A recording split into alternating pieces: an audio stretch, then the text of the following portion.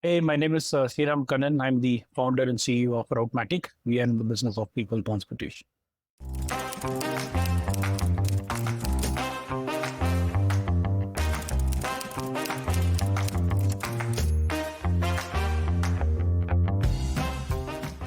Sriram, I'd love to understand what was the journey of becoming an entrepreneur. So it was, in a lot of ways, practically a forced entrepreneurship on me. So let me give you a quick background on that. So I was a happy camper with a nice degree, working for a company as big as Texas Instruments, which I am still in love with. I had worked there for about 7.5 years. The last two of which I had been working on 3G platforms as part of TI Japan. Right, I was working on the third generation of chipsets, yes, but as you know, a typical mobile phone has both the 3G side and the apps processor. My work was on the apps processor for sure, because I was a security architect in a lot of ways and designing security chipsets. So yes, this was a combined chipset, but the activity that I was involved with was in securing the mobile phone. We call it DRM, digital rights management, a lot of things, right? Okay. So predominantly This my is work was what is around, called a SoC, system on chip, what a yes, Snapdragon this is an processor is. So this was a competitor to Snapdragon. Snapdragon came a little later, but yes, I'm talking about 2005 timeframe. But yes, it's in a lot of ways a competitor to TI. Yes. Right. So you had a chance to join like a sister company of TI in Japan Yeah. to work on the software, DRM, other things. Yeah. So it started that way, but I came back to India, and I was in the process of setting it up, and we were doing the project. But what also happened was there was a lot of, I would think, politics and whatnot, right? That whatever we planned to do in the beginning was not really relevant within the next 1 or 2 years' time, because the landscape changed. You see the Androids, iPhones. See, I'm talking about that era when, Nokia, BlackBerry, you understand the transformation that was happening in the market. So this is basically that time. In fact, I still remember one of the operating systems that I launched at that time was what on a TI hardware is what we now called Android, right? I'm coming from that era, right? So there was this experimental platform from 2006-7 that we used to play around with. So yeah, I mean, a lot of history to this whole thing. But yes, I started this company, which the name still stands as Nivata Systems, which is the original name of the company, Nivata Systems Private Limited. It essentially stands for security, right? These are characters in Mahabharats called Kavach Nivatas, where this means impenetrable coat of armor. That's the original name of the company. Deep roots in security, safety kind of a connotation. And this was a TI subsidiary. Not a subsidiary, it was a third party. It was a wholly independent company, but a third party partner with an MOU to supply technology, software technology. Oh, TI was a ISV. customer. TI was a customer. Yes, TI's customers were my customer. People who make mobile phones would use their TI's hardware and my software to develop stuff. You owned the company or just? Yeah. It was a single founder, practically company at that time. I was back in Bangalore in 2007 setting this up, and we were doing the project, and we added high quality cameras. At that time 8 megapixel was not heard of. I'm talking 2007. So I was into development of what we call DM processors. We used to do the security. All of these are kind of more or less in a similar space, right? They may sound different outside, but internally the architecture, mechanics, more or less, the electronics, more or less the same. So that's what I was working on in the beginning. I'm still a little confused here. Is this a business that TI incubated and gave you a chance to run and let you own it? Or is it that you spotted an opportunity and decided to quit TI and you told TI that I want to be your vendor, I can help you here? No, it was a golden handshake from the other side. I did not even know what an entrepreneurship was. Okay. TI told you that this is a good opportunity salary, for you. A lot of travel. Yeah. Yes, so there was absolutely. It's not in my blood to be an entrepreneur. Let's call it that. It's a kind of a bummer for you, but that's where it was. Right? Many people had to cajole me into making this happen. Okay, I was forced. Okay. And so TI gave some upfront capital, like to. No. So I even hear my manager that said, you can always come back in 3 months if this doesn't work out, right? That was 17 years ago. Okay. Okay. Yeah, so Okay. that's not how things work, but I was naive in accepting that. I mean, if not, I would have been much happier continuing on in a company like TI for sure, right? Okay. Yeah. Okay. Interesting. Okay. So how many years did you run that business? What did you scale it up to? What kind of revenues were you doing? What kind of team size? So we started the development and we started engaging with clients, of course, but quickly the whole thing fizzled within a year because, again, like I said, there was a big transformational change that was happening. The Androids and iPhones coming in, the market share of that particular chipset that I was working on, the DRM was also kind of getting irrelevant, if you understand, right? There was no need. It's an open market now, right? So there were a lot of factors that did not work in the favor of this, right? So it was basically what we started off was relevant for maybe I would say 1.5 years of consulting work, but quickly it turned into a generic consultation work, not really to chips, security, but you understand how consulting works, and you start getting with like. That's why I said there was security. You don't say then no. It was whatever work you camera, yeah. How do I develop camera, and then this and that. You are like I would say Ronin, right? Just roaming around and consulting and talking to people. So that's how it was. Okay, interesting. You use the term Ronin, which comes from Japanese culture of a samurai without 2 a years master. I've been there. Yeah. Okay. So, how long did you continue that business? It was there for I would say I'm still continuing in the sense that I mean it was not shut down officially. Okay. So it is still the And you same company name. You never went back to TI. You just continued. But I mean, I see on your company LinkedIn, continues. there is another job in between of Chief Innovation Officer at I2I Telesolutions. Yes. So I was talking with TI, blah, blah, blah. So that thing happened. And I also had the opportunity to work with a good friend and my very big senior, Mr. Shyam Banerjee, who runs I2I Telesolutions. So like I said, when I was a Ronin, I had a lot of free time. And, funding wise, it was not a problem because there was a little bit of savings and all that. So also the way it works, I actually, believe it or not, retired at the age of 32 from TI Japan. That's how it worked.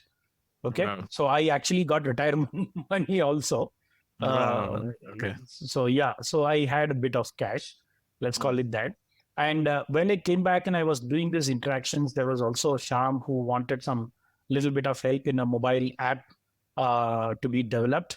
So I kind of helped out with that. I had Nivata, but we were also, like I said, consulting. I was consulting with multiple companies wanting help on mobile. Again, if you rewind back to the 2007, 8, 9, the mobile phones you would know are the Nokia, the little 3310s, not the smartphones. They were not there at that time. And I had the privilege of developing those from inside of TI, right? The full stack. So I was helping a bunch of companies who were developing for the upcoming smartphones, right? Apps for media, blah, blah, blah. So I was helping out I2A also for developing this very interesting and emotional project called tele-ophthalmology, right? So it has its own track. So in the year 2009, I had the big opportunity of working with some very eminent doctors through I2I to develop mobile phone based screening of patients, looking at medical images and so on. So a big opportunity for me. I mean, yeah, I had a lot of cycles to spend, few cycles to spend. So I developed, I think it's considered the world's first medical app, if I'm not mistaken, that could do imaging. And the first batch of iPhones, believe it or not, were shipped to us for testing it out because I had developed it on an iTouch, right? Wow. So it was helpful in this area called ROP, retinopathy of prematurity, which effectively prevents, infant blindness. If there is a particular condition which you can detect within the first 2 or 3 weeks, and you can actually completely cure their blindness if you spot it through images. If you don't, they go permanently blind, right? ROP. So I had the privilege of working with very eminent doctors from Narayanan Netralaya and so on through this outfit. So it was a very interesting 2 years that I spent developing this stuff, which is still a very good, activity that I have been part of. So I am particularly proud of, having developed this, which is, very directly you can see it on the ground, right? There is a vehicle that with a very large retinal camera goes around collecting images. Doctors don't have to travel all the way. So the true power of mobility comes up when you develop something like this, right? The doctor could have his iPhone, diagnose images, probably several hundreds more than what he could do by traveling to these rural areas, right? So that was a big opportunity. I spent a good 2 years working on that. Okay. So what next?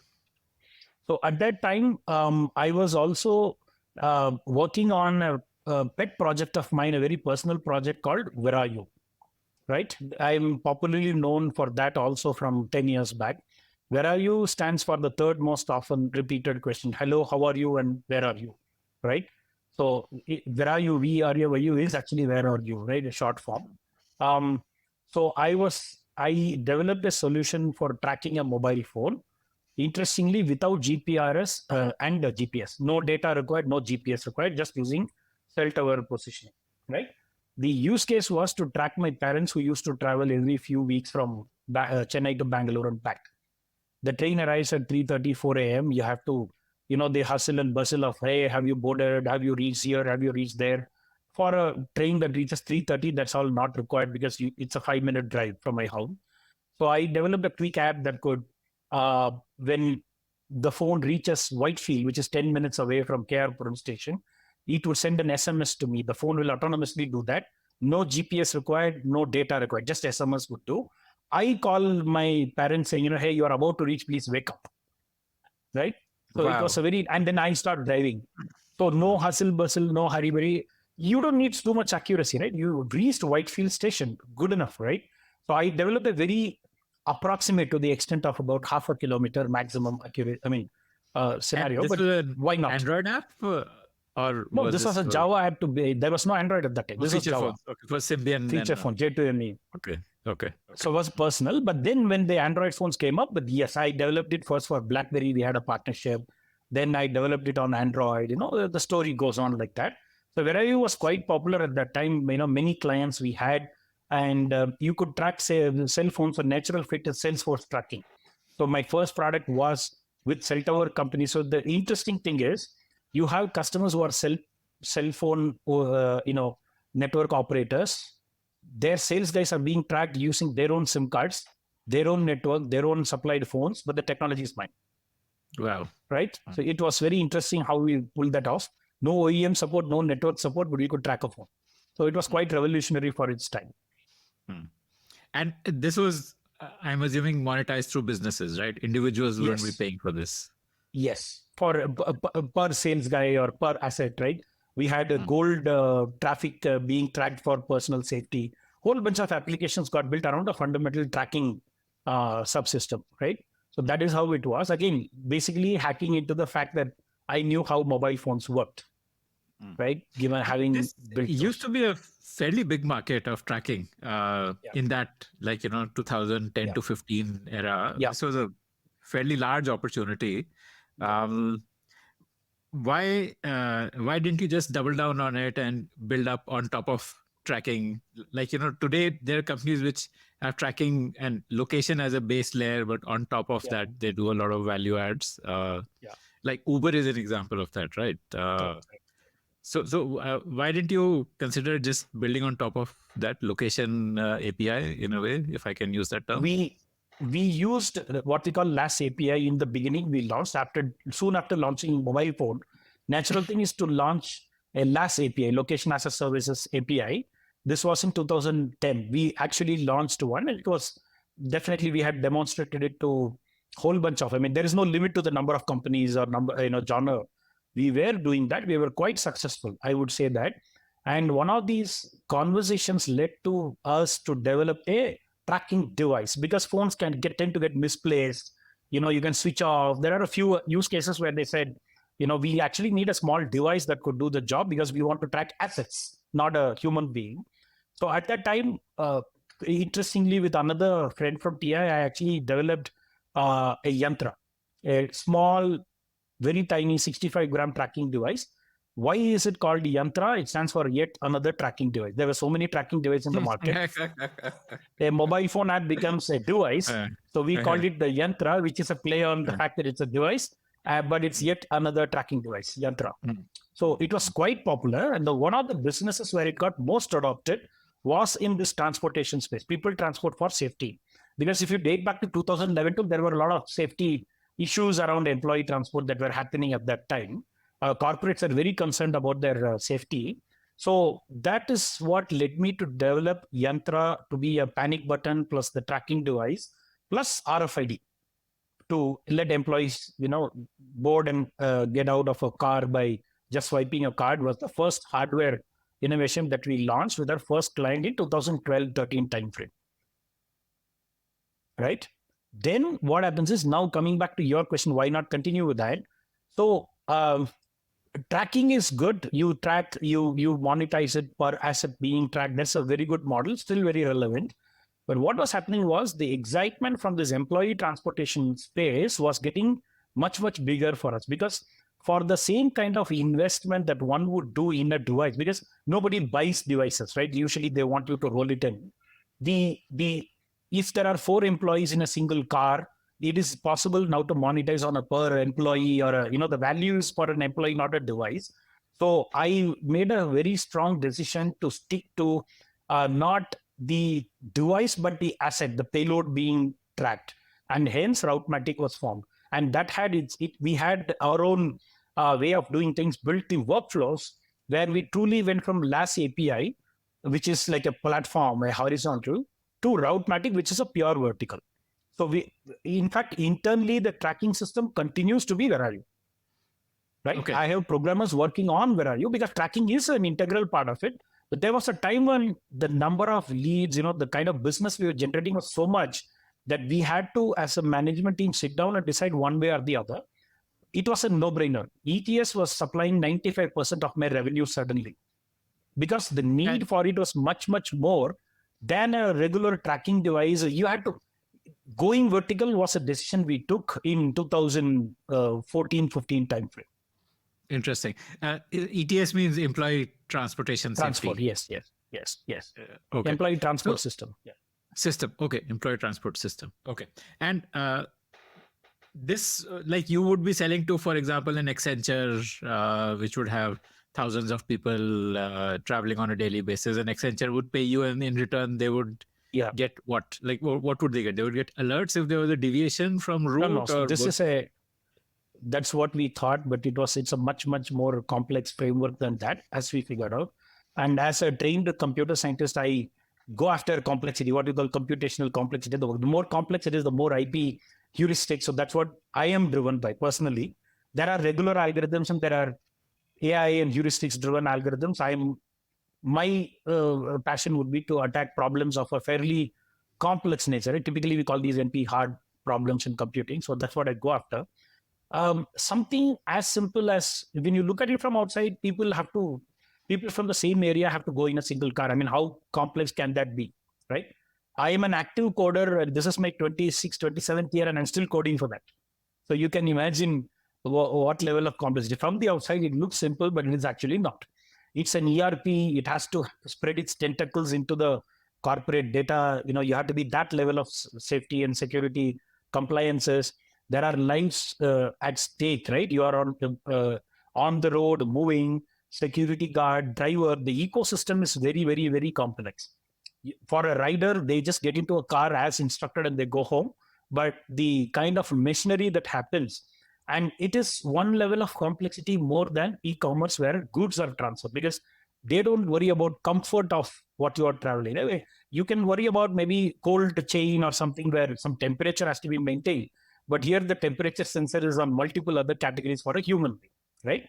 So I was very intrigued by how this was operating, and I wanted to really jump in and, it's a problem worth solving. This is what I continue to say even to my new recruits, right? The impact that you are making, it is not virtual. You just open the window and you will see it, right? You will see branded cars, you will see people talking about it. So it is a very tangible and immediate. Imagine I was into chipset and algorithms in a very different world, but here we are. It's an ops intensive, yes, but a huge amount of technology is involved in running something like this. So I still tell my people, just open the window and you'll see the impact. Just travel. For pastime, I still go to, let's say, Outer Ring Road near my home and watch cabs travel and count the frequency of one of our cars that comes by, right? So it's an Okay. interesting piece of work to do. Uh, Yeah. So I want to, I want to understand this through the journey. Uh, you told me in 2015 when you had multiple offerings on top of LAS, you realized that the biggest offering that got traction was the employee transportation. Yeah. Uh, Yeah. so can you describe to me what was the product then in 2015 that you were Yeah. selling, which you saw was the most popular product, and then the journey of uh, building on top of it, Yeah. and to So where you leaf, are today? Mm. very simply put, it's leaf on a river stream, right? That's it. I am not a transport expert. I don't pretend to know how transport is. I'm a techie. So that's the premise. So we had a tracking solution. We took it to this market, and they said tracking is great, but we need to map your tracking device to these bunch of employees. I need a piece of software for that. I said, okay. It took a couple of weeks to develop one. It's not like I have a different way of looking at this. No, right? Sounded interesting, spend a couple of weeks. Then they come back and say, okay, this is great, but these people are actually getting routed. So I sat down and understood how these processes work one by one. So the market, with a techie like me and my team, was able to get this out of us. So I wouldn't take credit for building something, where we came up with the vision, nothing like that, but driven by complexity. I like complexity to be solved for, worth solving for, where our time is valuable. So it has been drawing us ever since and continues to do so, right? We started with simple stuff then, but now we are trying to handle electric vehicles to the most optimal level, right? It's a never ending exercise, right? Every day is an existential crisis because the next new thing is going to hit your market soon. Very interesting. You have to be very dynamic and adaptable to make something like this happen. So version 1, track the vehicle, is what you sold to a Right. company. So the 2012. company said the company would have got some sort of a dashboard where they could see the real-time The location, alerts. and Yes. probably there would be like a history which would say history of geotags, like here at 10:12 the car was here, at 10:15 the car was here, at 10:20 the car was here, something like that. So then they told you that we want not a vehicle based tracking but an employee based tracking. Yeah. Yeah. And this Correct. is when you decided, okay, I need to figure out which employee is in which vehicle and then show it based on employee, not based on vehicle. Vehicle The first remains in the version was back. you upload an Excel sheet of this mapping, and then you get bored, right? You're a techie. You want to solve for that by having a web UI, a piece of mobile app. So that's how it formed. So they would give you a record. They won't give you a requirement. They'll just give a dream, right? So I strongly believe in solving a problem in its full glory. This is what I tell my engineer. Don't put your constraints in the beginning saying, given that we have all these constraints, what can be developed? That's the wrong way to approach a problem, right? Let the guy speak. Let him come up with asking for sun and moon, and let's tell them why potentially it may not be possible, but let's not stop him from even giving a requirement, right? So that's how I've always said and still continue and preach that within the org, which is I see techies coming, oh, if you use this framework, we are restricted. No, let the guy talk, right? So this is how it has always been. Yes, they would talk about somehow mapping it, and then we would propose, no, it's better to do it on a mobile phone or a web. They wouldn't be able to articulate back end and front end and do node and all that, right? That's how it got built. Yeah. So a guy who listens to the requirements and translating to the software. And so till 2015, I'm assuming this would have been hardware plus software. You would have been installing a hardware in the vehicle before smartphones were strong enough. So when did it become from hardware software to only software? Yeah. So what happened then was this was all good and everything is Disneyland for some time. But when you scale, right, you become restrictive on your own solution because you are forced to give a piece of hardware together. Typical car already has some other tracking device, and it's insane to try to push yours as the second, third app, drain out the battery. You understand the problem, right? It's okay with 2, 3 clients who are only working with you. It's okay. But when market vehicles come, they come. I mean, you have to attach them in the next 2 minutes, right? So the requirement then was to open your system to any tracking device. The client has decided which is the best tracking for them. A OEM has who am I to say, no, you should stick to mine, right? So we stopped selling Yantra devices in 2016 itself. saying we are open to integrity. So we opened an IoT platform, push and pull. Happy to send, let's agree on an API key and start sending the data, right? That immediately opened the entire market to us, right? So we said some customers still would want our device, but it is one of the third-party components and not really, right? Because we are always looking for what, like I said, if I put a constraint of, yes, my device has to be there, we would have been a very different company, right? The end vision is not to sell devices. The end vision is to solve this problem. At scale, you solve it by opening your platform on an IoT basis, which is what we turned out to be doing at that time. So we stopped.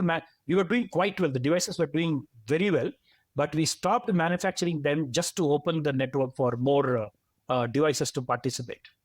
And at this stage, 2016, when you stopped the devices, your solution was what, like a real-time tracking, which you can log in and see? Or no, this was a full-blown Routematic at that time. 2013 itself, Routematic could do roster management, route planning, tracking, vendor management, SMS and IVR flow.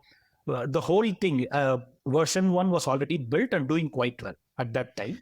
Tracking was one of the 5 components inside. Interesting. So what you started selling to companies then is not a employee safety tracking for employee safety, but a SaaS solution to manage employee transportation, where you can manage your vendors and also track your employees and also decide who goes into what vehicle at what time and send them a reminder that your vehicle is reaching your stop in 5 minutes. So that whole full stack SaaS solution to for a company to manage employee transportation was what you started selling. Correct. Okay. To go fully digital from a manual process. Okay. Yeah, it will be per employee per month. So you could obviously most of the employees would be registered on the platform. That's not what we charge for. They should have taken at least 1 or 2 trips in a month, right? So that's how, an active user in a month is a chargeable user. So that's what we went by. How much per user? Typically $1 to $2. Typically, there are many configurations on spend, etc., like SMS, IVR. There are a few transactional items if you ask. So it will vary between 90 to 150 rupees, let's say, based on the configuration. Okay. And this would be like a high margin revenue for you, right? Because it's only software. Definitely. You're not doing basically any there's cloud hosting and Google Maps and nothing else, right? Right. Because there's no ops here. It's right. The ops is still managed by the company. Fantastic customer success team for implementation is all you need, and the engineering team. We have always been a very lean engineering team, right? And I actually take pride in that. So, according to me, this is not a 1,000 engineer problem. This is a 2-3 scientist problem. That's a big difference. No, amazing. That's a good insight. Okay. So this is like a low operations, high margin revenue that you're getting. But eventually you decided to not sell a software solution to companies that they will use to manage on their own, but you told them, leave this headache to me. I will manage your employee transportation. You don't have to work with vendors and sign agreements with multiple vendors and then manage them and manage the SLAs. All of that is my headache. I am your one single vendor. Why make that choice? Again, a golden handshake. I don't take credit for that. So why we were selling, so I'll tell you, there is an intermediate step to that. The software is so good. It is a piece of tech, right? It's brilliant in terms of how you do route planning. When you do route planning within a few seconds, not a few hours manually, your cutoffs could be as close to the shift, right? There's a lot of things that you can derive. Your operations are on an hourly basis can now become minute by minute. A lot of operational benefits to that. But you need trained manpower to run this, right? You need managers who could understand and harness the full power of the tool, right? The tool can deliver so much, but you still need you need the man behind the wheel. Many of my clients started saying, would it be possible for you to actually run this thing for us, right? So that is how, as an intermediate step, we started running a little bit of, just the routing part or just the help desk and all that. And as we did that in 2018, things were very smooth, right? We were highly profitable, good editors, all that tick mark, right? Well, how much revenue in 2018, top line? It was something like I would say 20, 30, 25 crores per annum or something like that, roughly. Okay. I have to check my records. Hmm. So that is where we were. But then I started doing my simulation because what's next, right? You always think, okay, this is a solved problem, at least now, what next? I did a quick simulation with my team and I found out that, there is a lot of value that we can deliver to the driver. See, today we have been facing the demand side, customers wanting tracking, that's one side of the story. But a customer's spend in transport is 95% in transporters, right? The drivers, the vendor ecosystem, and so on. I wanted to see what we could do, and a very simple, not very complicated, very simple simulation told us that where there What were is this 100 simulation? 100 Just come. drivers can be reduced to 75 drivers, vehicles, not drivers, but vehicles. Okay. The utilization, right? So the problem is there are millions and millions of trips to be fulfilled, enough number of drivers, but there's still a problem, right? Because the drivers are their own salesperson for every trip. Unfortunately, you can't engage. Companies are not going to specialize in transport and driver management, right? They want transport. That's it. The problem statement is compliance 100%, on time arrival 95, on time departure 99, and this cost per trip of so many rupees per trip. That's the problem statement. Everything that they were trying to do in a toolless features is to achieve these three. If you achieve these three, there's no tool required. The tool has done its job. So rather than saying send an SMS in this condition, halt, this, that, some 2000 requirements is basically just to achieve these three. So I wanted to with my team, we wanted to see how we can solve this problem, is to solve the problem on the supply side. Again, it was not really a business model or anything at that time. 100 has to come down to 75. And this is not like what we call no free lunch, right? I mean, this cannot happen without hurting somebody. Actually, it hurts redundancy, right? Everybody getting mediocre, making 100 people making money. If 75 people make the same amount of money, it's good, right? Asset gets amortized quickly, you get to net a little bit more. So some model had to be built around that, but effectively, the efficiency of the system is in efficient rotation of the cabs. So we launched Routematic cabs along with a few of our clients, most notably Infosys Pune, where we said we will try to achieve better utilization for the benefit of everybody. And we'll be the man in the middle. So in a lot of ways, we are I would say, a Flipkart of transport, a marketplace where demand keeps coming and they want what they want. Suppliers know what to build or how to drive, and somebody has to just look at this efficiency of operations, right? It can only be done by a city, not by a company, because the average trips in a day by a single company may not be able to give 5-6 trips in a day. They might be able to give 1.5, 2. Somebody else has to come in. So you truly need a marketplace to aggregate all this demand and allocate it to the city's resources. So cities' trips need to come into a platform, and the city's resources have to solve for it. Not really it's like a VPN otherwise, right? There is a cost to it, right? This is what we launched in 2018, and it has worked out really well. So we talk to drivers we buy drivers time, 12 hours, 14 hours, right? And I will promise my payment to you this much, right? Whether I am able to achieve this or not, you can now understand that it's not possible for them to. Why do drivers switch between Ola, Uber, Routematic, all sorts of apps? Why do they do that?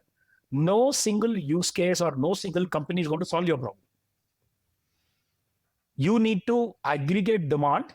You need to aggregate supply, disjoint from each other, but tied through an AI stack. What is required for you is to know how tomorrow is going to look like and aggregate supply for that. So we have an AI stack, interestingly built around reinforcement learning, right? The chess playing machines use that. Your next move, this is not like what we call a regression problem or a supervised, unsupervised. It is a self-learned system. So it will try to run simulations on the data. Let me ask you to pause a bit. Okay. I want to do a little bit of a recap before we come to the AI system that you're using. When a company is using only the SaaS product, they are using 100 cabs to transport, let's say, hypothetically 500 employees. Part of the reason for that is that maybe a cab in the morning goes from point A to point B, and then it stays in point B till evening, and then in the evening it goes back from point B to point A. Whereas if you're able to aggregate this demand from multiple companies, and maybe when the cab has done the point A to point B route, after that it might find some way to go from point B to point C, and so on. So therefore that cab gets right throughout the day, instead of just those lumpy morning evening hours. It gets some work throughout the day. Thereby, instead of having 100 cabs being used, only 75 cabs can do, and all of them earn more. And the only way to do that is if you are able to get demand from multiple companies, so that you are able to give that one single cab more business. So then your pitch to a company was that, look at me as a Ola for business or an Uber for business. And I will charge you on a per employee based on the pickup and drop. Maybe some kilometers, some sort of calculation might be there. I'll charge you on a per employee basis. And then you have to figure out the most optimal way to route it, so that you are able to do not one employee in a cab, but 5 employees in a cab, for example, so that it is a profitable ride for you. Correct. So, and when a client wants to optimize for themselves, they have to design supply for their peak and hold it throughout the day, correct? Right. You have a shift 8 a.m. login of 500 vehicle requirement, which is the largest. The next one would be 300. What do you do with the remaining 200, right? So I am saying I'll bring some other company to, you know what, let's engage on a trip level arrangement between us. And, I will make sure that the vehicle is rotated and all that. So, but understand one thing, it is not just the cost. Cost is one of the factors. Compliance of 100%, the driver and vehicle paper is very, very paramount, extremely critical for the corporate, right? You cannot compromise on compliance. So our system automatically delists those with a 30-day notice. It is impossible to run non-compliant vehicles on the system. Second one is on-time arrival. We are in a BPO, KPO. Timing is very critical. The cost of missing your seat is much higher than the cost of your trip. Let's agree on that, right? So the timeliness, OTA, OTD metrics are the golden metrics in this market. Then comes for this premium service, what is the cost, right? So this is the holy trinity. If you simply go after cost, your compliances will suffer, because last minute you have to bring, 20% of them could be not having papers, a lot of things, right? This is the holy trinity of trying to achieve all three without a compromise. Only a shared system can do. Again, we are not sharing the same car for across multiple companies on the same trip. That's not what we do. It does better rotation, that's all. Right. Yeah, like point A to point B with one company, then point B to point C with a different company. But that vehicle gets utilized throughout the day. Correct. So the dry run, as we call it, which is a run without a passenger or a payload, is the villain. That is the redundancy we are going after, right? So who pays? The game is all about, for the dry run, who is bearing the cost? The driver says, it's not my problem, you didn't give me a clear. The vendor says, no, I aggregated the driver and my job is done. Right? The company says, no, I transported somebody and I had no role to play. So in fact, in this industry, interestingly, there are still very many models of operation where dry run is borne by the company, but they will try to use one more. If I give you, all sorts of complex billing models are there, but effectively the problem is one of rotation. Not getting enough rotation is the problem that we are going after. Okay. And how do you price this now? Is it per trip per employee, or is it per vehicle? We price it in a model very comfortable for the client. We don't change. Then just because my operating model is different doesn't mean I have to price it differently, right? We support all the exotic models. Again, understand one thing: the pricing is also depend on, again, a demand supply thing, right? There could be areas where it is difficult to source. It could be in a very far off place where you don't get rotation. There are a few factors around the demographics of the office itself. A company may be in 5-6 different cities, doesn't mean I have to price the same. Similarly, even within a city, a Hinjewadi is very different from a Magarpatta, or in a Bangalore or there is a lot of other things on demand supply, right? So yes, a corporate is well aware of where their office is, what their demographics is, what is the farthest distance being traveled, all that. So there is a compelling proposal around. Again, just look at this. Compliance and on-time arrival departure will at your location will determine the pricing that you would anyway do. So there is no real bargaining there, right? It costs what it costs. So it is not like I'm transferring a cost advantage, but it's the metrics that we are going after. I want to understand, what is the way in which this is priced? Is it priced per day for a car, or is it price per employee, or is it No, it price will be per trip level. trip? Trip level or employee level for sure, or kilometer level. Okay. Predominantly, there are three models. The pure kilometer model, every kilometer run, there is a rate, like Ola, Uber. Then there is one more, which is LMS based, long, medium, and short, where everything under 10 kilometers. I mean, these are also built for audit friendliness, right? You have to audit millions and millions of kilometers in a month, so you keep it simple. LMS. Okay. The other one is a rate card, like your prepaid, right? Every locality, 500-600 localities in the city will be carrying a tag. That's it. So these are the popular three models, but I'll tell you there are a lot of exotic models in between. A mix. Okay. So typically it's essentially not per employee, but per trip, largely speaking. It's going to be irrespective of yes. whether there are 3 people or 1 person, the company pays for the trip.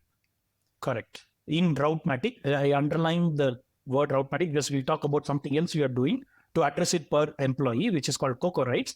But yes, in Routematic, which is the B2B piece, a trip is exclusive, which means you'll have to pay. If you say, no, I don't want exclusivity, you can put somebody else, then we get into a totally different solution. Okay. Understood. Interesting. Okay. Now let's talk about your AI stack, where I asked you to pause in between just to recap a bit. You were talking about the uniqueness of your AI stack. Help me understand that as a layperson who is not a techie. Right. So we don't hold inventory. So let's be very clear. We don't have assets. We are just aggregating 12-hour slots, right?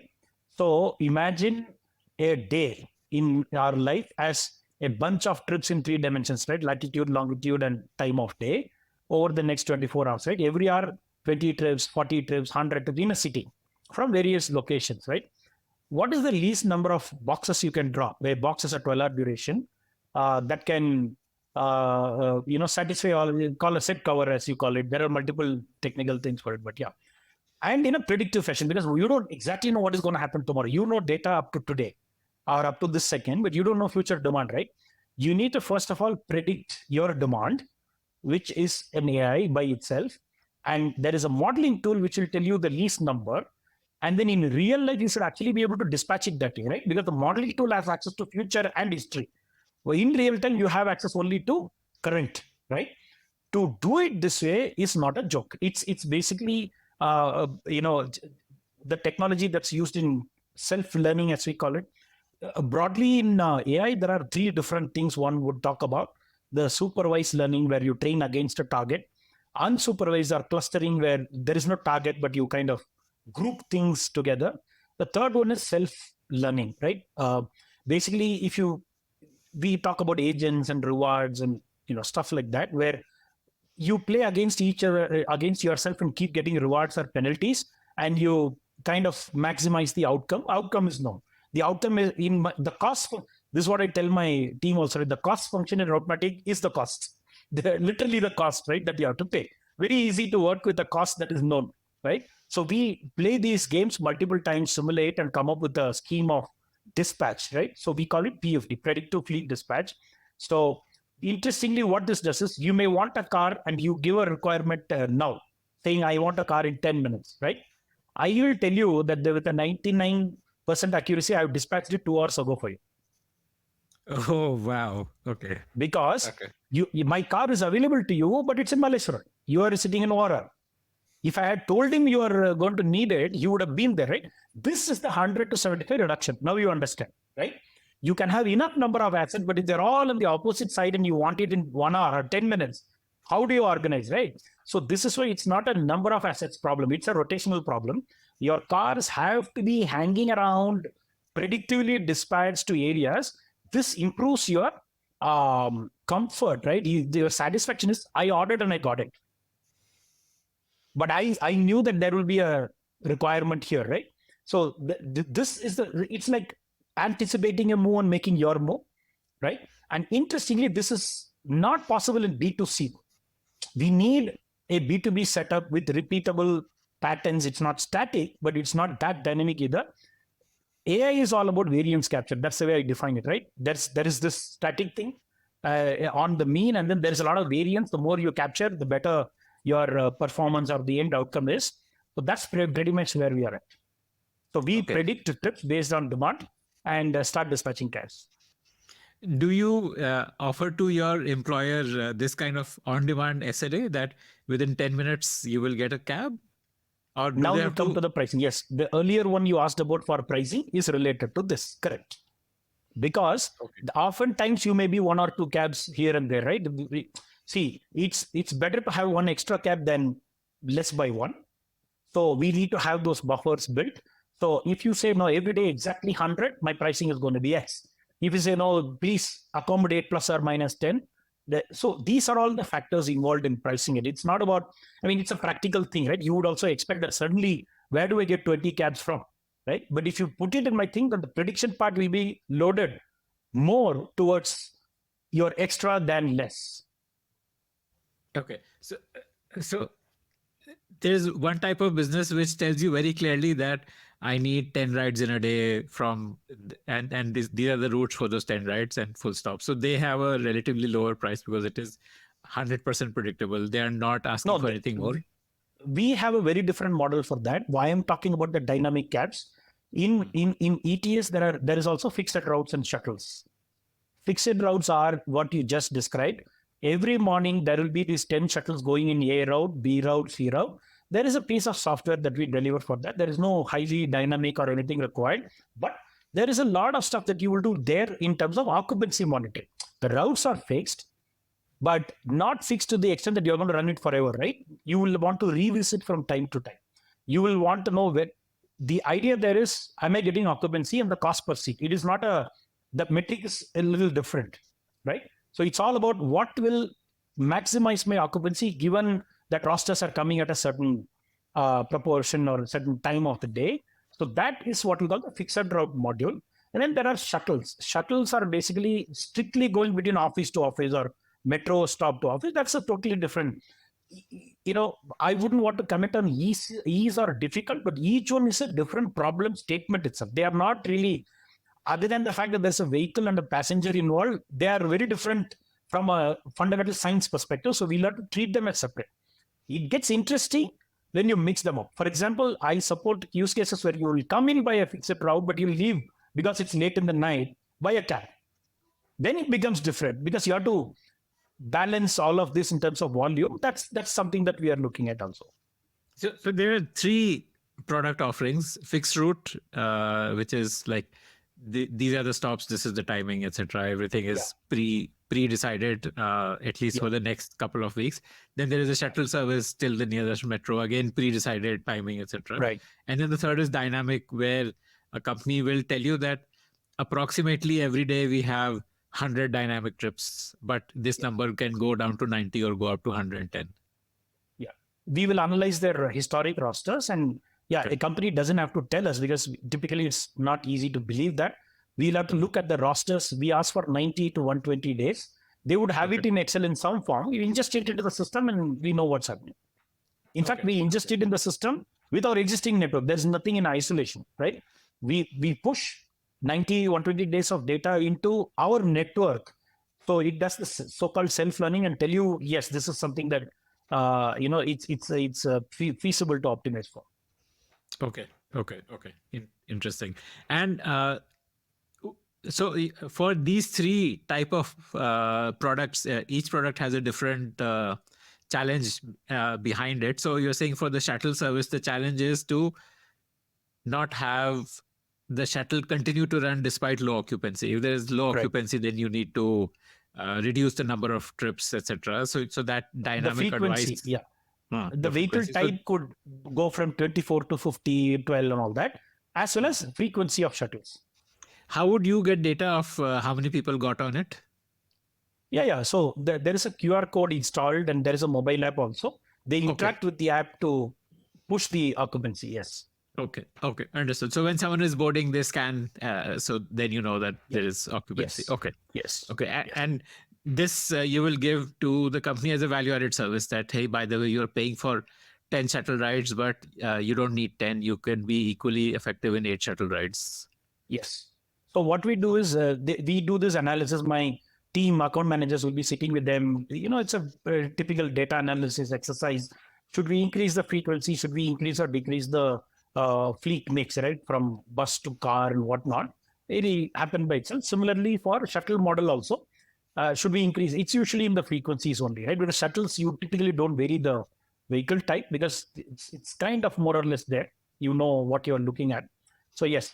Then there's a fourth very important component called the travel desk module, as we call it. We are visitor management, right? This whatever we discuss is for registered users. They will be users, but there is a significant amount of travel you are doing and organizing for your visitors as well, right? Somebody is visiting from some other company, or your guy is your sales team goes out for meetings. You are having an interview candidate to be picked up from airport or railway station. So we have also launched something called travel desk module, which is an integral part. um, Interestingly, many companies, these are very different teams that don't even know each other. The travel desk goes under HR. It's not like an employee benefit, right? It's a very different guest relationship segment. So we are also looking at ways to kind of synergize and look at this as an option. So this is called the rentals category or the travel desk category, where you take a vehicle on rent, give it to your guest for a couple of days and so on, right? We have also developed a solution for that. Okay. Okay. Very interesting. Uh, Understood. Okay. So we've covered all of these. And now let's come to per employee pricing. Um, I want to quickly share a little bit of an anecdote. After B school, I got recruited in a BPO called EXL Service. And I remember one of the policies which they had announced at that time was, if you opt out of company pickup and drop, then we will increase your salary by 5,000 rupees a month.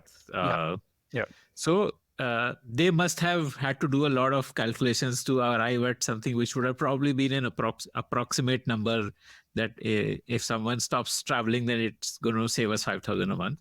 What you want to do is give a more scientific number here and charge companies based on a per employee basis. So we talked about the overall vendor billing, right, which is the amount of payout. But there is also, before we get to employee level, there is a BU level apportioning that you have to do. Suppose, because you are not saying one cab carries only one BU, right? There's going to be a mixing up of sorts happening for your own benefit. So what needs to happen is, in a trip of 4 people where each come from a different area, one covered after a toll gate, so many things, right, that added to the cost. And how do you apportion it among BUs is also something that we already natively support, and in many cases push and pull to your HR management system, right? Amazing. Yeah, so this has to be apportioned not just as trip cost divided by 4, right? This dude might be 1 kilometer away. Why are you equating him to somebody 40 kilometers away covered by 2 toll gates, right? So we actually look at all of that. There is a plain vanilla thing and then a bit of customization that we do. So we call it the employee chargeback model, right? At an employee level, not just the employee, but the fact that it's an employee under a BU, gender, everything mixed and taken into account. And for example, a female might be introducing a security guard, right? So all of this matrix of things that come into effect to arrive at this trip for this employee costed this much, right? It's called the employee chargeback module, ECM as we call it. And now you can understand how things flow inside it. We know at the unit level, differentiation, not like a generic 6,000, but we know what the impact. There's a lot of study we do as our account managers will be sitting with a nice, very colorful analytics dashboard that we have that will be used for slicing and dicing for the client, sitting with them, telling them this. In fact, I have personally been involved in some few meetings with the very large clients on deciding where your next office should be. Okay. Right? If you were to consolidate 3-4 offices into one, what is the most ideal, given the employees are not going to change their location, which is the most convenient, is a very interesting study to do all by itself. This is also something that we get. It's not a transport problem, but it's related, right? The data is something that you have. Fascinating. So in your employee chargeback, you're able to tell the company on a daily basis that this is what you spent on this employee's transportation today. And then the company can decide if they want to create schemes around use your own transport and stuff like that. Typically what they do is understand that this world has 2 parts. The 7 p.m. to 7 a.m. compliance shift that you know. The other is the day transport, right? Compliance shift is something that the company has to do. So it flows straight from the BU. But the daytime transport is optional, right? The employees can opt in, opt out, all of that. So therefore, it will be, and based on whether you are in the exempt category, your job grade, contract wise and all that, the type of employee, the chargeback would be prorated, right? 0%, 50%, 100%, and so on. So this is also something that we achieve in the backend. So at a per employee level, it's not like we deal with averages unless you really want to. You can go down to the unit level saying this trip, this cost for the employee. Okay. What is the compliance rule or the government law? You're saying 7 p.m. to 7 a.m. employee transportation comes under compliance shift. Just talk to me a bit on that.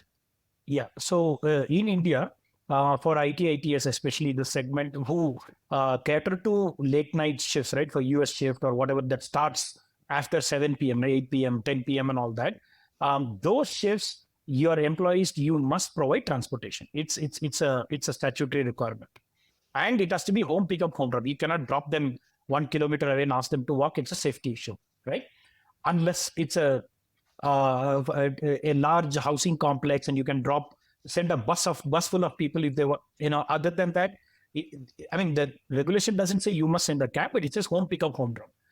Typically buses don't enter all the lanes, so it's assumed to be cars, right? Sedans and SUVs. So that is basically the compliance duration shift, 7 p.m. to 7 a.m. Slightly varying, 6:45 in some cities. It's very city dependent.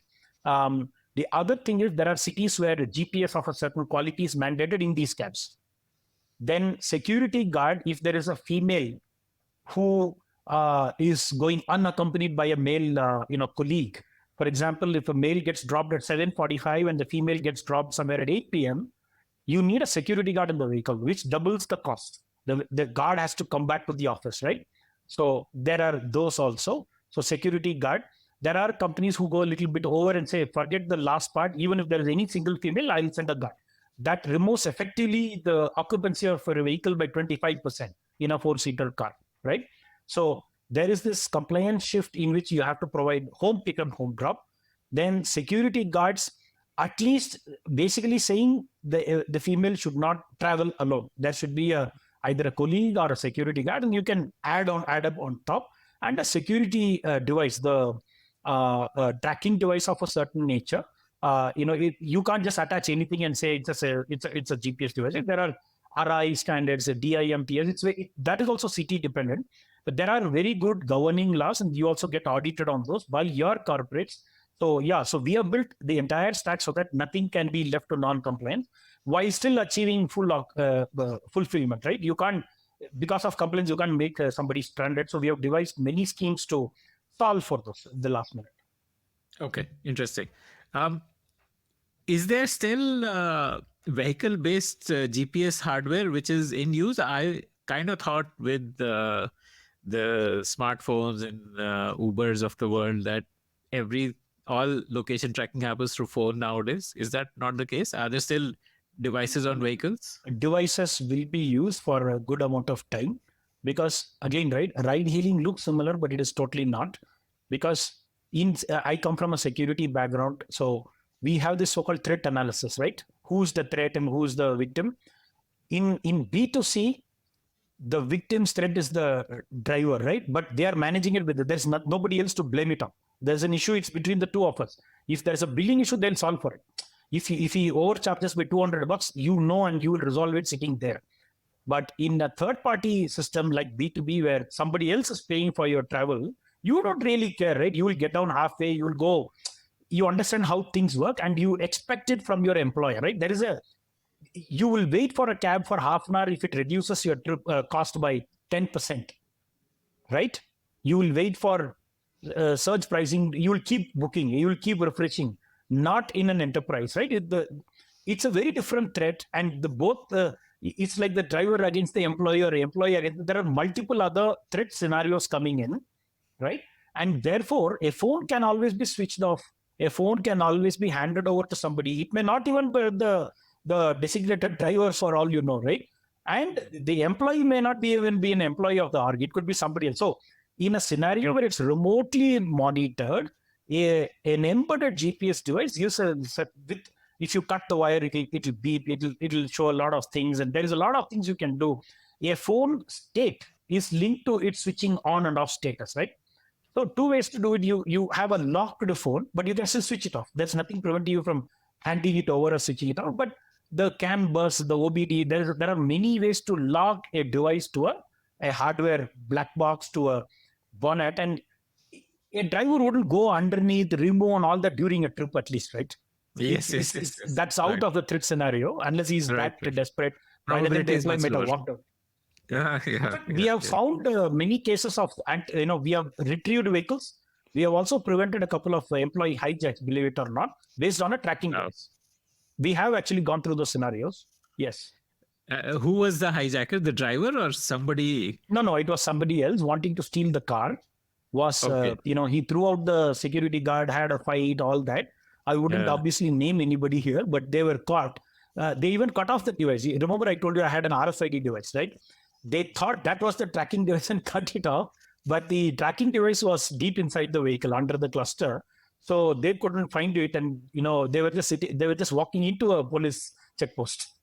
Oh wow! Okay. So we have done a nice. Somebody's car was stolen. We found it in Mangalore the next day. Okay. These things have happened. Okay. Let's talk a bit about your driver partners. Do you work with transporters who have multiple vehicles, or do you work with driver cum owner? Both. We don't have any aversion to one or the other. Like I said, ours is a technology platform. There is ops, but it's not an ops company, right? It is ops light. There is a technology platform that keeps getting a lot of trips, and it has to dispatch a lot of trips, right? And we don't hold any assets, which means that we are not aversive to aggregating vendors. We work many cases with vendor partners. We also work with driver cum owner. Sometimes the drivers feel more comfortable working with us. It's basically the driver's choice and the vendor's choice. We don't have anything that says this is better or that is better. Also, working with vendors gives us a lot of operating leverage, right? You don't need to have a very large team and all that. So we work with either. We don't have aversion to one or the other. Our solution remains the same. But how do you ensure operate and manage will be slightly different? How do you ensure the vehicle experience, like vehicle doesn't smell and AC works properly and it's clean and stuff like that? And does the driver need to wear a uniform? Yes. So so there are two levels. One is vehicle compliance. One is the regulatory compliance, and the other is customer level complaints. For example, there would be customers who say the vehicle has to be less than 3 years of vintage. The driver has to be of a certain, band of characteristics and so on. On top of that, we also have our own, right? There are customers who say even 4 years is okay. Maybe 5 years is okay. Some customers say hatchbacks, no use. Some customers will say hatchbacks fine, but no more than 2 people or 3 people. There are customers who say 2 males and 1 female should not be forced to sit in the back seat. There is a practiced rule that female should not be allowed to sit in the front seat, which means a fully loaded female cab is not allowed in the daytime. If you look at it, the why we are doing this for 10 years, now, there's a whole bunch of things that we have actually automated to the extent that if a human touches it, he is getting into issue, right? What the system did is the lattice, right? Don't break it, is what we have achieved. Particularly proud of that. But so the driver induction process is a 2 to 3 weeks process on our side. We conduct very frequent RNRs. We also go through defensive training sessions and rewards and recognition. Okay.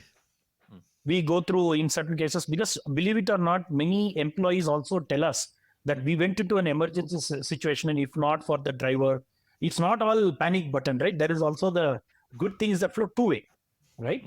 Drivers say, no, she was very kind-hearted and she could walk to this side. So many things keep coming, right? Among all the gloom and this, because again, our drivers are professional. They are built to do this stuff, right?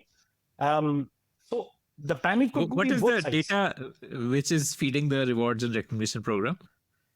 So the employee CSAT on a scale of 5 is 1. Then there would be, So every employee has a Routematic app? Yes, every employee has a Routematic app, and it will force you to give a 5-star rating for every trip. And if it is less than 3-star, naturally we ask why. Is it a vehicle, driver, the routing? Because routing should not affect the driver, right? We route. And Routematic app is needed by an employee because they need to scan a QR code. No. Their entire world is on the mobile app, right? They put their request through the app. They book the. Okay. They don't book a cab, but they say, I want to go to office at 10 a.m., right? Right.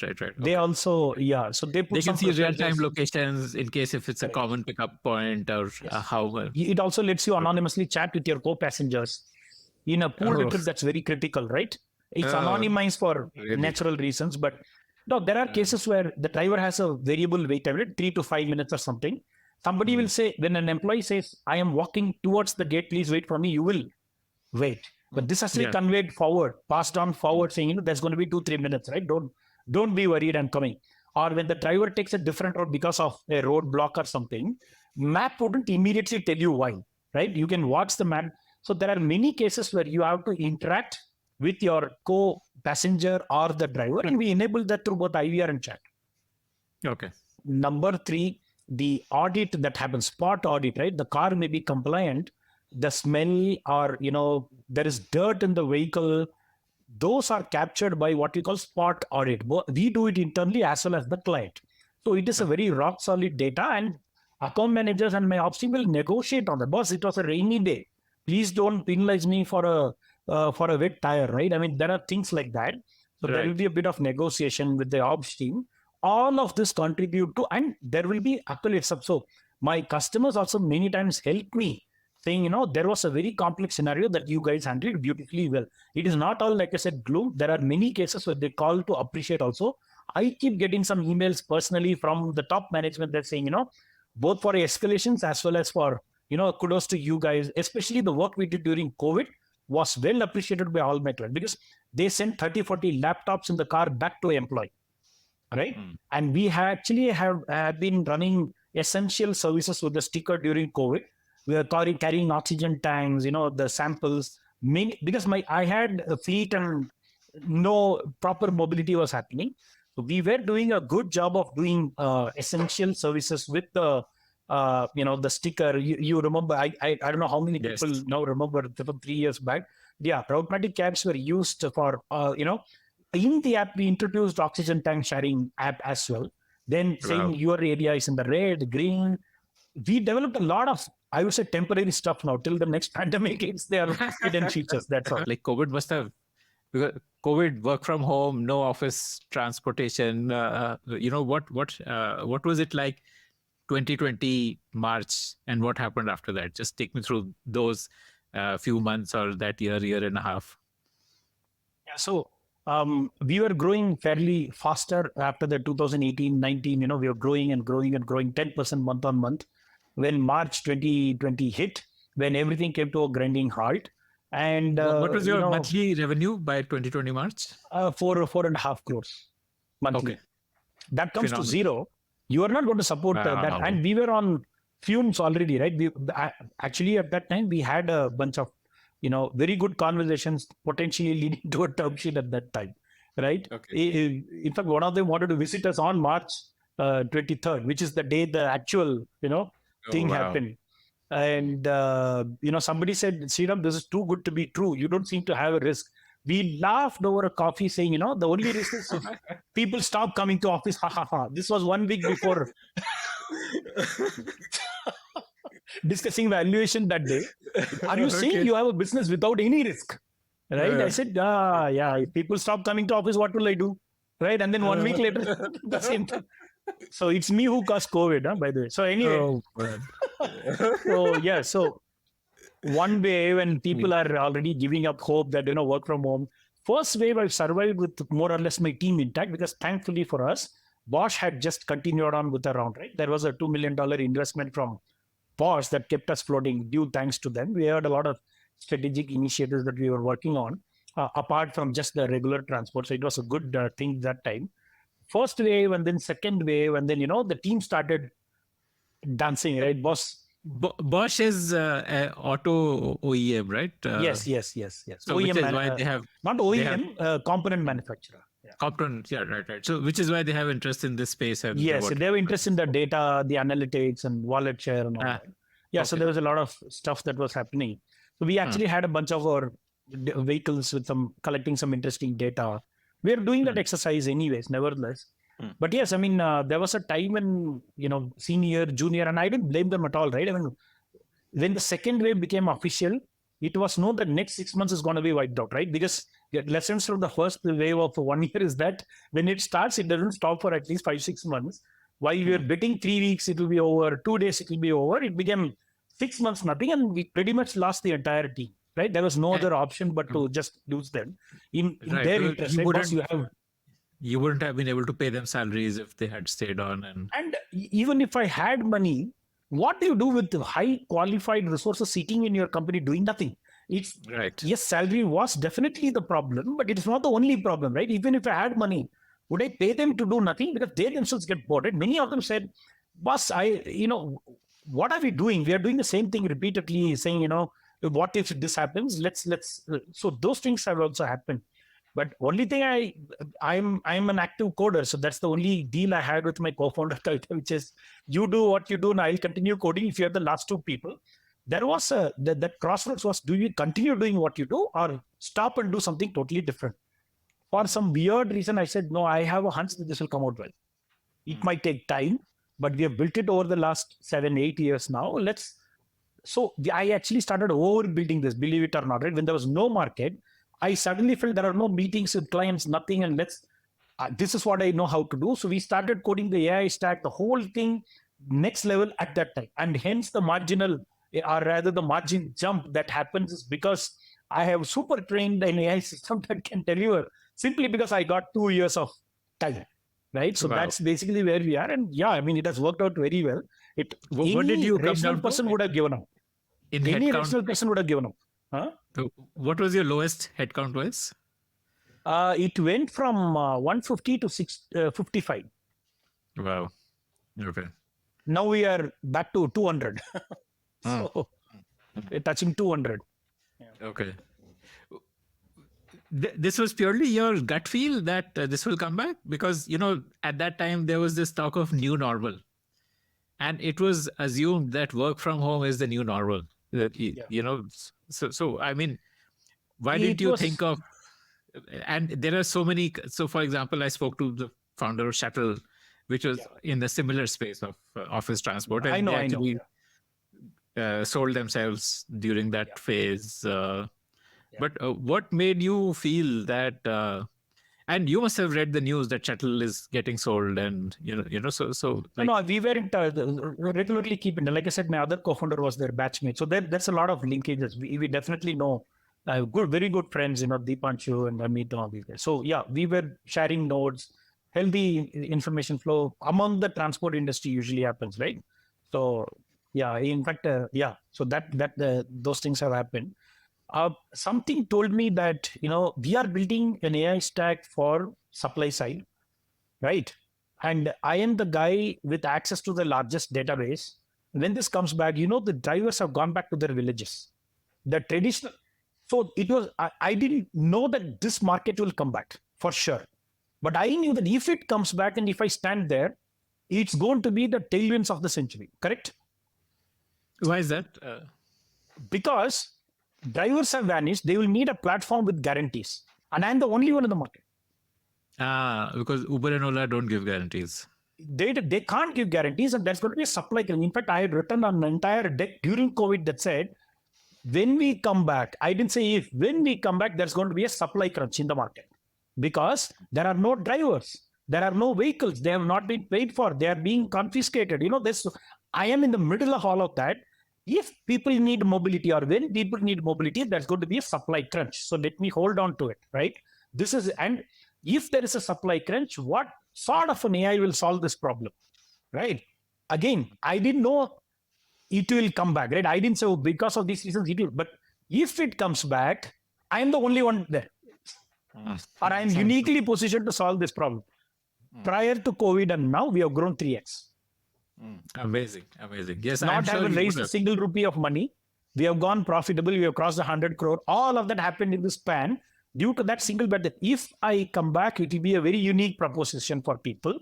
Many people advise me, for your time, you should be doing something else. People advise you, but it's always a good feeling when you don't take advice seriously. Okay. So basically, when there's a negative feedback about the driver, then somebody will pass that on to the driver and ask the driver to fix it. Maybe you will not give him another ride or penalize him in terms of because the booking is not guaranteed for a month, right? Every day you. No. It is many times guaranteed for a month. Okay. Especially if it's a transport agency like owning multiple vehicles, then they would want So predictability. the way we do it is we block the driver for a 12-hour duration, or when we take them on hire, the time is logged. So by not giving trips, I am only hurting myself, right? We have to maximally use it. And we also look at absenteeism. There is a quota, this much absenteeism is acceptable, not beyond. So many other things that tie into both the incentives and the penalties, right?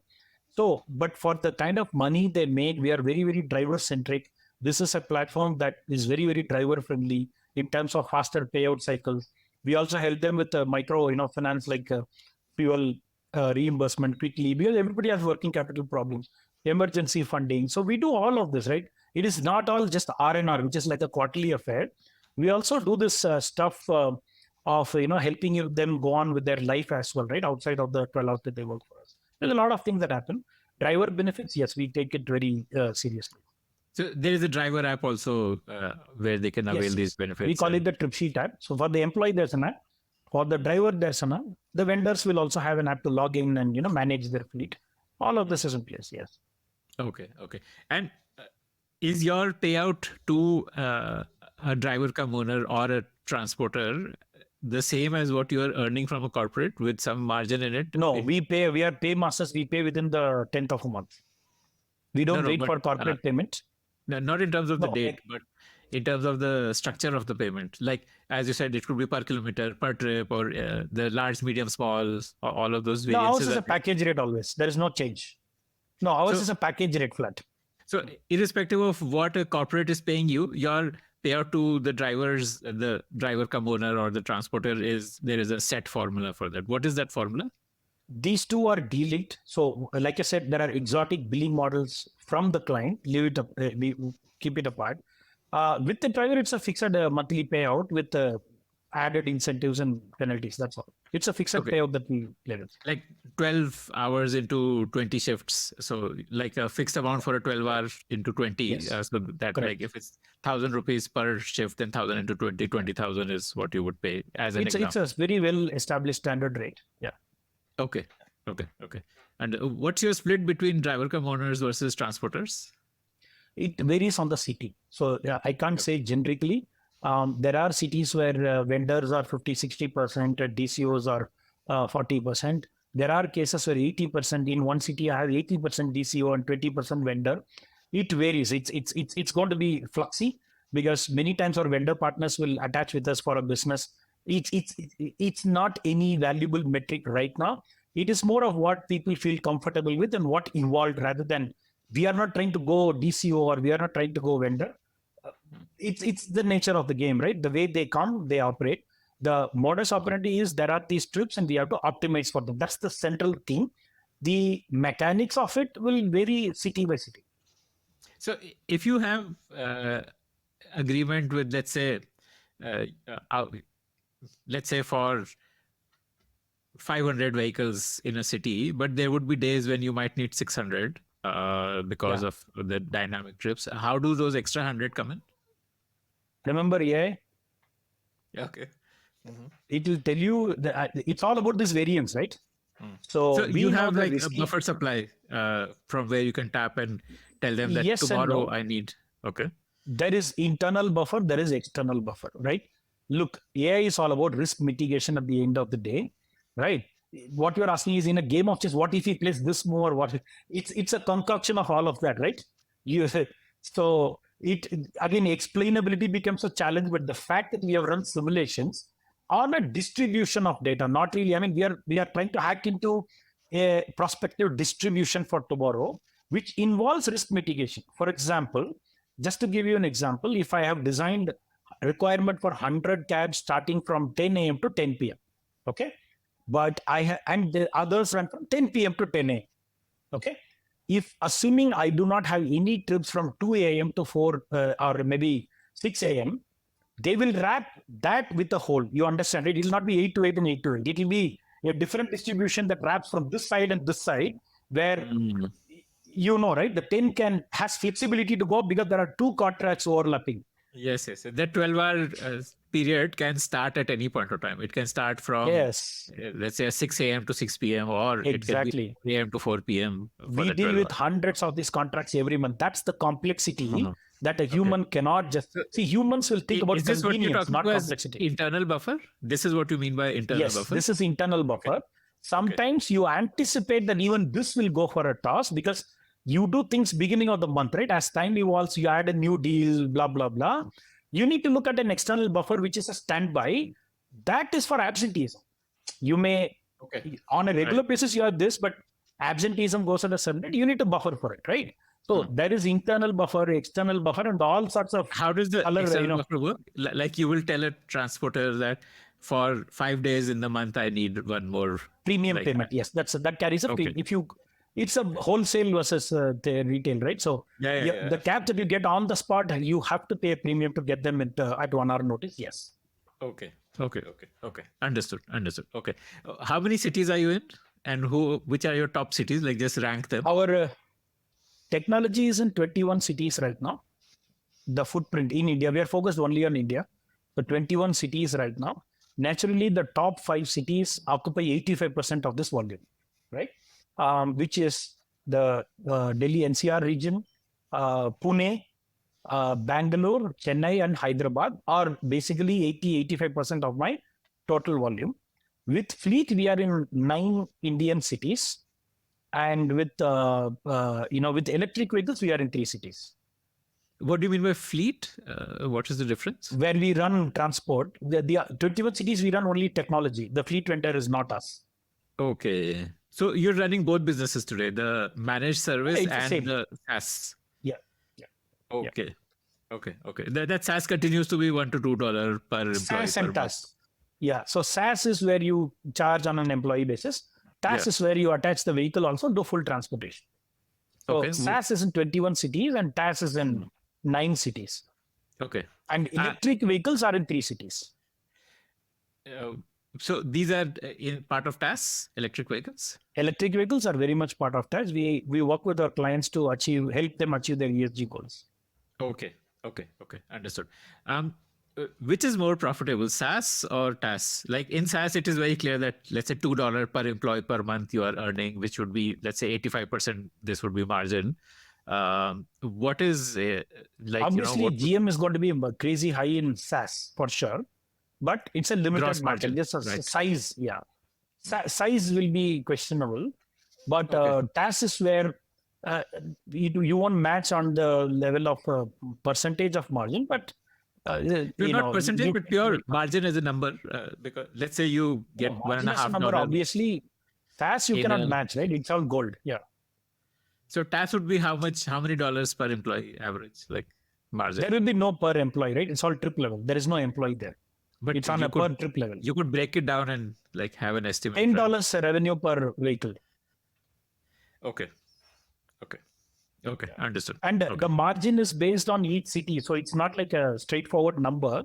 So it won't be definitely 80% like a SaaS. It will be in the 20 to 25% tops. Right.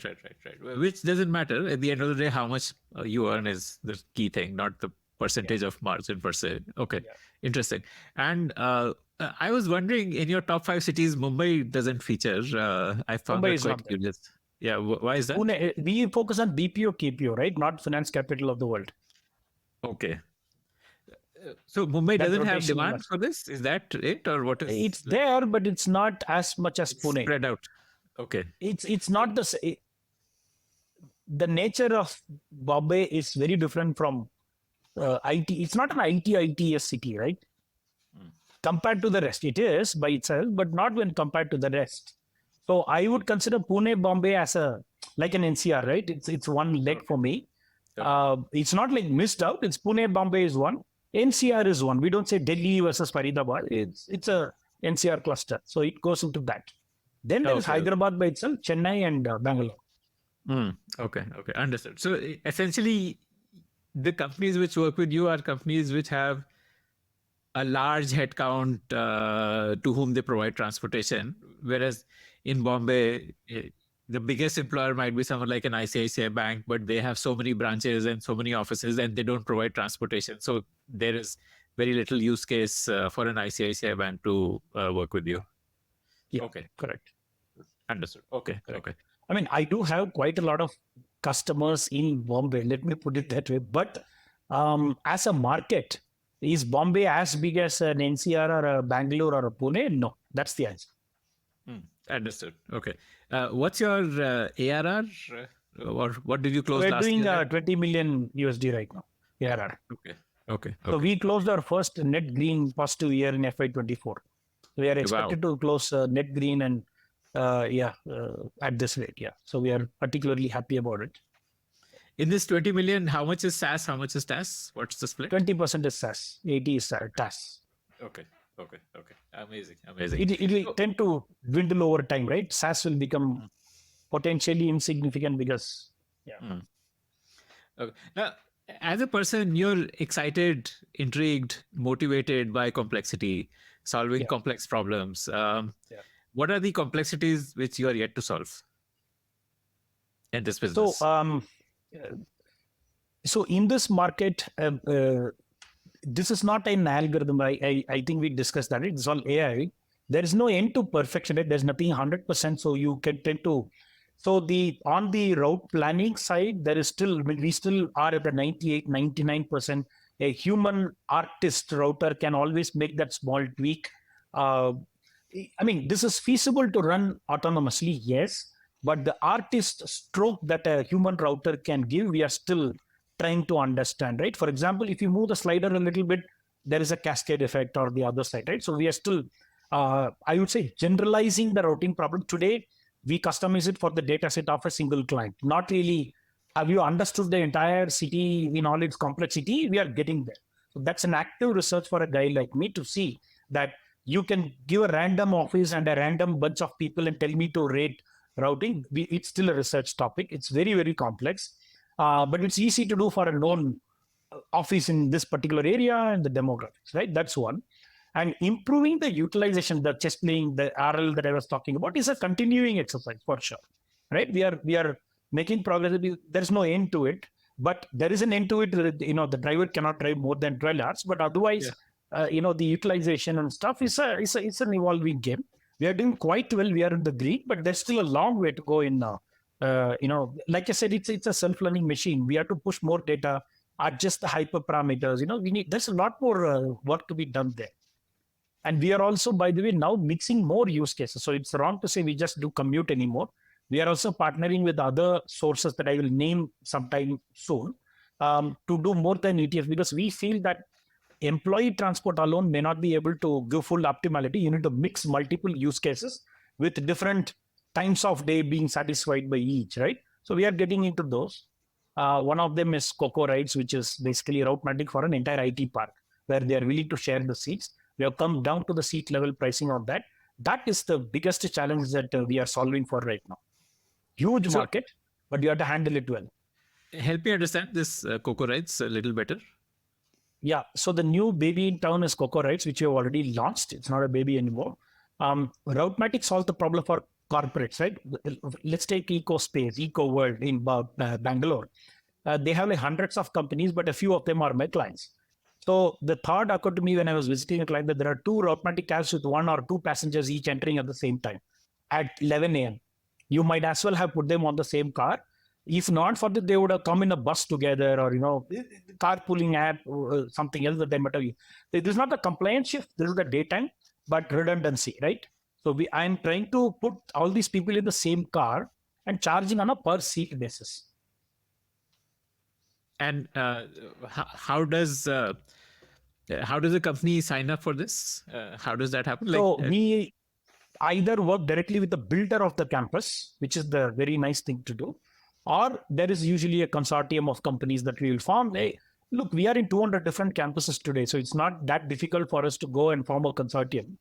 So we are getting into one or case by case, but yes, it's usually with the builder or forming a consortium. But actually, we are getting a lot more inbounds than we originally anticipated. So yes, this is a problem really, really worth solving because the builder is happy, the corporates are happy, the employees are happy, and we are happy in the process. Right? This is already running in Eco World with Brookfield. Okay. Yeah. Is this like Brookfield we have launched? Is this an Uber experience on demand, or is it pre? No, it's not. Okay. No, we don't want to get into the ride hailing thing at all. It is on demand in the sense that you have to put in your request or not, and it is charged on a per seat basis. Unless you travel, there's no charge, and it is at a seat level. Let's say $200 for the seat. How much time in advance do you have to put in a request? For getting into the campus, it's 9 p.m. of the previous night. For going out, it is as low as 1 hour, and with the walk-in feature, which is if I do have a cab waiting outside and there is a seat, you can walk in. You can discover on the app and just walk in. You can't do this in login, of course, but there are other ways to solve for it. Unclaimed seats is a no guarantee option, but if you book before 9 p.m., guaranteed seat. We will float as many sized vehicles as required to satisfy. So this is a no denial platform. Only thing we require is tell us one day in advance. Okay. Interesting. And one day a car could come, the other day a bus could come. We vary that. There's a fancy term for it called DRT, demand responsive transit, which is basically the underlying thing that we are trying to solve for it. There is a lot of demand. It is possible to optimally design supply for it so that there is no surge pricing or all the benefits. All I'm asking you is to put it a few hours in advance so I could do it. You can't do it iteratively like I booked an Ola and immediately look for carpooling. Doesn't work that way. It's iterative in nature and your window is very, very narrow. Here you have thousands of people potentially coming into the same campus and being able to optimize for it, right? I didn't understand that term used, that it's iterative in nature. What do you mean by iterative? Let's say you are a carpooling app, either Ola, Uber or somebody else. You are designing a carpool app which doesn't take a priori. You take the app, you say, I want to drive or I want to be a rider. That's typically how it operates, right? Yes. How long do you want to wait till you find a fit? Right? It'll keep circling and you will probably wait 1 minute. If you find a hit, you have to live with it, right? It could be a deviation. But if I take everything a priori, it's a very simple computing problem to be able to organize them for the best aligned routes, right? Okay. So it's incremental / iterative versus a known closed form formula-based approach, right? So that's the difference. So iterative is the name given to that type of algorithm where you are on the fly. Incremental, incremental. Basically, it waits for 1 minute, gets whatever it can, and that's the best with just that crowd. If you open it to, let's say, the next several hours, see, you closed, you decided that you actually will travel with somebody else, right? Right. After the trip is closed, there could be somebody from your own apartment. Yes. If you waited 1 second. Yes, I understand. So, and hence iterative / incremental versus a closed form, which is I look at everything in advance. I know that this dude is very happily going to travel with somebody else, right? So that is the route planning exercise that we do. Okay. How does the payment happen? Because I'm assuming here it's not like an employee puts in his credit card and he's charged for it, but there would probably be in Coco Rides, yes, there is a payment gateway. Coco Rides is a payment gateway. When you book a seat, you pay. So employees pay, or is it billed to the company? Employees pay. If it is built to corporate, there are other tunnels for that. We support that. There is an offer mechanism where a corporate will say, I will pay for it. Those are all possible. But let's assume for a moment that it flows straight through a payment gateway. But there are other settling mechanisms possible for the corporate to directly settle with us or reimburse. There are multiple ways to recover. But yes, but it's suffice to say that it's easier to understand if an employee puts in the money through a payment gateway.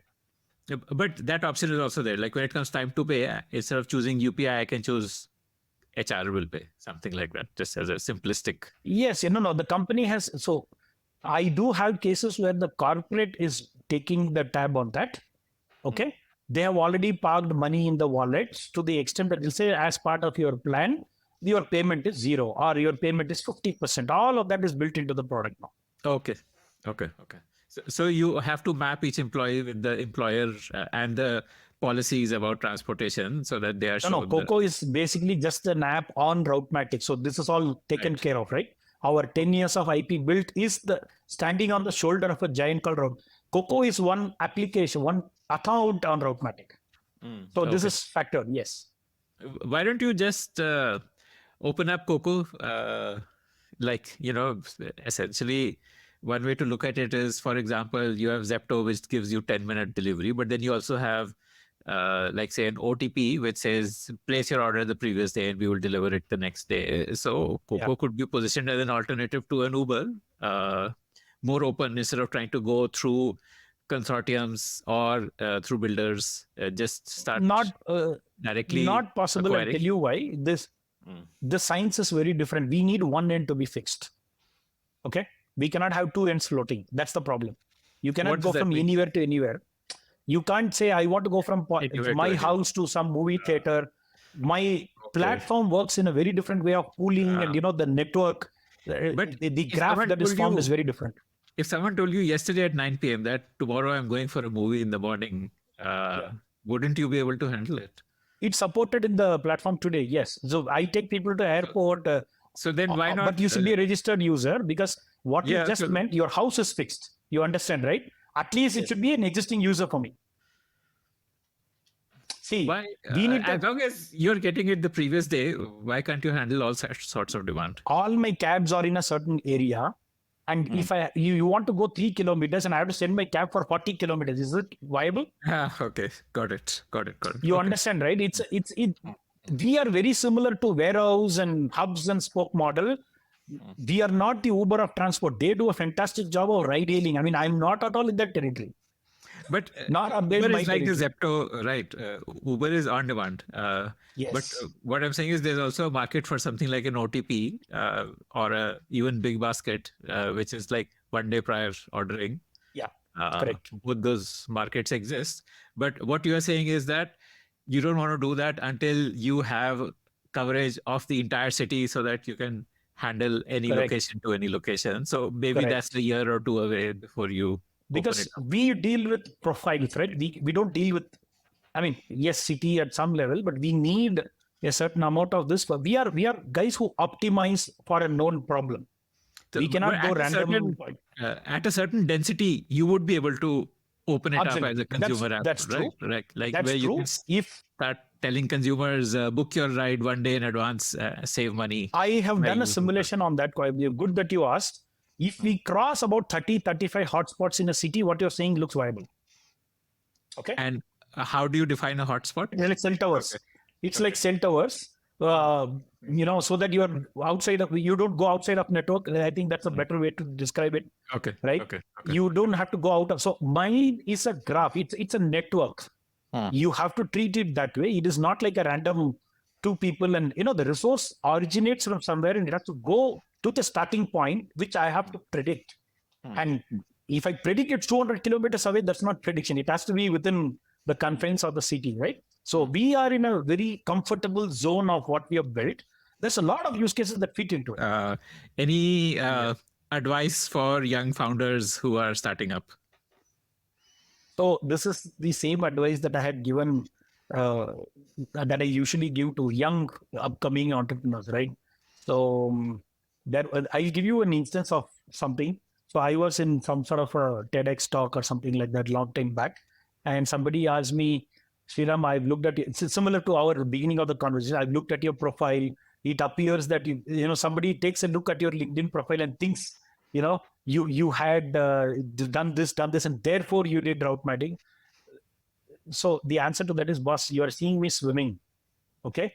You think that you observed me jumping in at my finger at 2 degrees and feet this. All I can tell you is that somebody pushed me. Okay. So he said, no, what is the criteria for starting? And I said, boss, you are a young guy. You're in your final year. Do you have a job? He said, yes, I have a job. I said, the first thing is give up the job and do nothing. If you can do nothing for 3 months, 6, and I'm very serious about it. You don't need an idea or execution, nothing. Right? The instinct, I can do nothing and still spend 3 to 6 months is the minimum criteria. Okay? No money, no salary, nothing. This dude is till the idea comes, I'll be in a job. From my perspective, it's a wish list. right?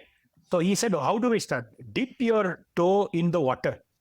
That is basically do you have the guts to give up your current job? You are in a job right now, you are not even joined. You just got an offer, right? Can you just give up? And that is wetting the toe. No, but I don't have. Continue to be like this. In 10 years, if I meet you, you'll say the same thing, right? Thank you so much. Thanks a lot. Thank you.